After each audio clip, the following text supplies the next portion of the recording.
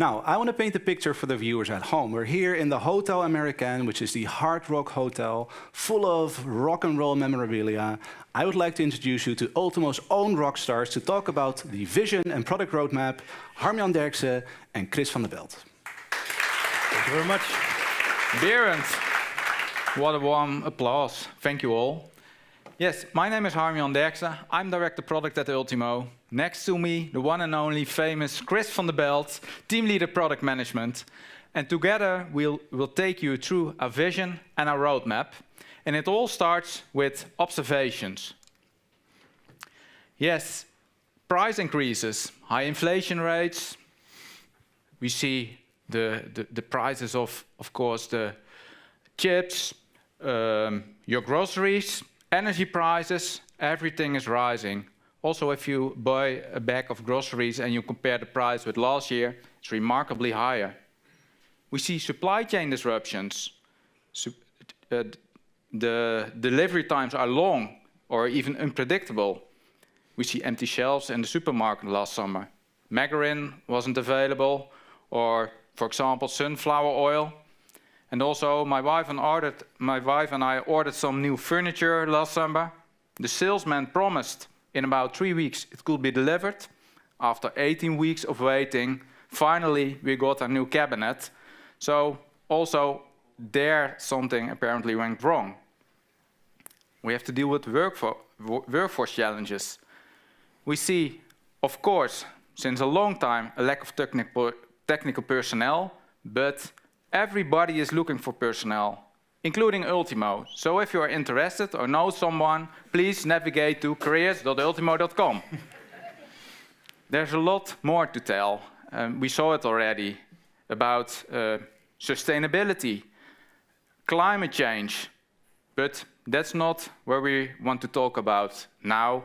So let's move on to Chris with your first step. Thanks. I'm afraid I can help you out because I am not going to get the prices back to a normal level. I'm not going to fix the issues in the supply chain. So let's just focus on the impact of these developments to you as asset managers and how we reflect that on our software. So let's start with the first one, price increases. They put profitability under pressure. And based on the traditional perception that maintenance is a cost center, it might seem logical to cut back on maintenance budgets in these times. But what if maintenance is not a cost center, but a profit center? Because the success of your organizations heavily relies on the availability of your assets. And better maintenance leads to more availability. And especially when the demand is high, more capacity means more production or throughput, miles on the road, or better healthcare. And I think most of you already know this. But it might be hard to convince the management, the board, that is, especially in these times, it's just insane to cut back on the maintenance budget. So simply spending more on maintenance, on the other hand, isn't the solution either. It's about making smart choices. And an EAM system helps you making these choices, give you the information and the confidence to find out which maintenance supports your organization's goal most, and to convince the management and justify your budgets. And Ultimo is already capable of a lot of this analysis. Harmjan, maybe you can tell us a bit more about what we have in mind. Yes, I can. On the roadmap, 2 topics I want to mention. First of all, to define your maintenance strategy explicitly in Ultimo, on asset level or on a group of assets. So, do you want to perform predictive maintenance or only reactive? And of course, with a set of reports behind it, so to check if the data is consistent with what you have defined. So, if you define predictive maintenance, are there already PM models in place? Second thing I want to mention is the changes in our reporting stack. We will add next year functionality in a selection list to compare columns with each other. For example, 2 numeric columns in a job screen, so you can compare your executed hours versus your planned hours, and then optimize your maintenance plans. And perhaps also a cool feature is that we want to make it possible to export personal reports instead of to PDF, also to Microsoft Excel. So you can further optimize reports and combine data. Chris, I think we should move on. Yeah, issues in the supply chain, they are new. Because for years and years, it was normal to have the goal to keep inventory levels as low as possible. And this is logical because items will be ordered in the next day, delivery times were fast and predictable. But in the last 2 years, we have seen how fragile this supply chain is, like we see in the Suez Canal. So what means that for us as maintenance managers? It means that you have to wait longer or more often for materials, and sometimes you can not perform the maintenance you have planned.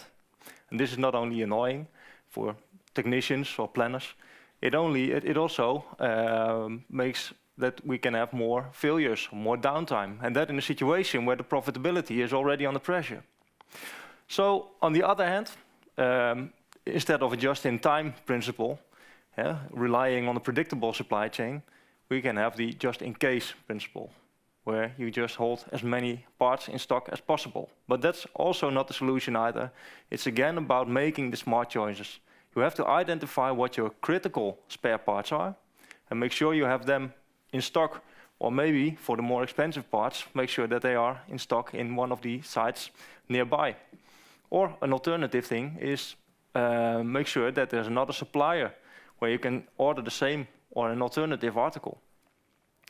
And modern technologies already allow us to print articles, print parts with 3D printers. And I've heard that back in the early 90s, Ultimo already delivered hardware with the software. So maybe this is something we can consider to deliver 3D printers with Ultimo. Is that a suggestion, Harmjan?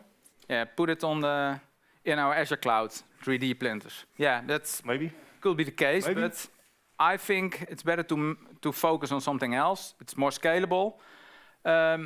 Yes, we start with defining which spare parts are critical. That's a function currently not available in Ultimo. And of course, then you can also do the analysis on stock levels, optimum stock levels, and delivery times. Secondly, we want to improve the handling and maintaining of the bill of materials from on asset level, but also with an integration with your job process. Something else what's perhaps a bit annoying is that currently, if you're waiting for materials for a specific job, you don't get a notification on job level if the materials arrive in the warehouse. And we will add that functionality in the beginning of next year, I expect. So these relatively small changes all together create a better situation where your job process and your warehouse and purchasing processes are integrated. Chris, your turn again. Up to the next one, the last one for now. Workforce challenges. Let's start with the aging workforce. Because the baby boomers who have worked the whole life in your organization, they preferred a wrench in the right hand, a paper work from in the left hand, and they are making way for the next generation, the Generation Z, or the millennials, with smartphones in the pockets, smartwatch on the wrist. And this is a different generation. They are looking for purpose and a better work-life balance. And they like to use more modern tools and technology rather than getting their hands dirty. So when people are leaving the organization, it's important to make sure that their knowledge is not leaving with them. And an EAM system, of course, helps securing the knowledge, makes it easier to train new employees. And also, if you have troubles hiring new personnel, like I think everybody is at this moment, it's more important than ever that you use the available knowledge wisely. You can do this, for instance, by better cooperation with the production department, handing over first-line maintenance tasks to the operators. So there's a lot of things to take care about. All these trends require maybe a different recruitment approach, different maintenance approach for you. And for us, as Ultimo, we see that it also changes the way how our product is used at this moment, but also in the upcoming years. And these different generations we have to deal with, also from a user experience perspective. And I think the good thing is that we both understand both generations. Because we are clearly millennials, we like smartwatches, but I think we already lost more hair than the average baby boomer. So maybe you can tell a little bit more about user experience, Harmjan. What is it? Yes. Here you can see a design. So it's not the truth at this moment, but it will be the truth in the upcoming years. And that's how we want to modernize our user experience. Keep in mind the nowadays wide screens, all the different devices you use while using Ultimo, tablets, your phone, but also a small laptop.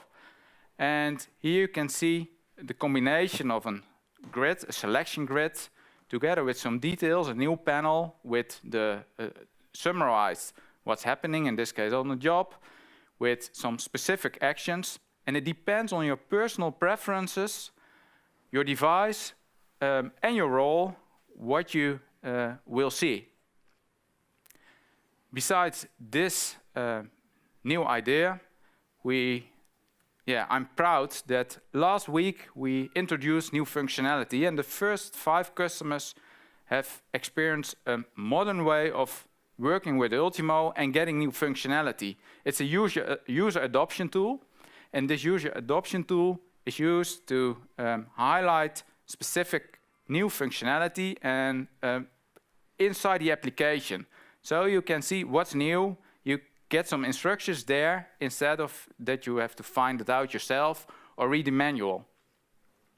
Giel will talk later this afternoon about the mobile developments, but I want to highlight and mention that we are working on the inspection experience, and also next year we will introduce notification functionality. So if a high priority job is assigned to you, you get a notification in our Go Plus app and you can directly navigate to this new job. Furthermore, what will the future bring?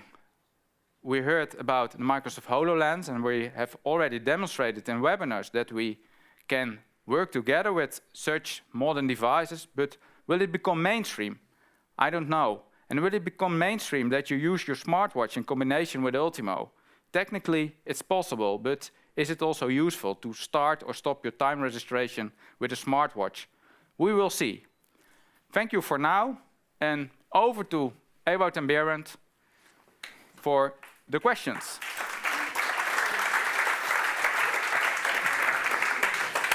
Thank you, Chris and Harmjan, for this great presentation. And I think we've seen a lot of good ideas for the roadmap and concrete plans as well. So is everybody a bit enthusiastic in the room? Yeah, the funny thing is, the cloud customers are more enthusiastic. Eh? They think, oh, within a few months I have this. Yeah, yes, okay, good. Each week they get a new functionality. So. One question, Berend. Absolutely. There was one question that kept popping up in the chat. We've seen so many of these new cool features. How do we actually know, once those features find their way into our environment, that they're live? How can a customer tell? I understand that in compared to 2-3 years ago, when you were used to long-term support versions, then you get a piece of paper with the new functionality. Now each week or each 2 weeks, we deliver new functionality in our rolling release. We still have the release notes accessible through our customer portal. And if there are special things to mention, like very valuable functionality for all our users, or features who will impact the business processes, then we also send an announcement by product management. But we want to improve the way we communicate about new features, and that we do that next year. And then you get release notes also each week, but there we write more in terms of highlights. There will be some more detailed information about new functionality. And of course, you see also the list of fixes in this document. But it will be more attractive to read the release notes and be more informative.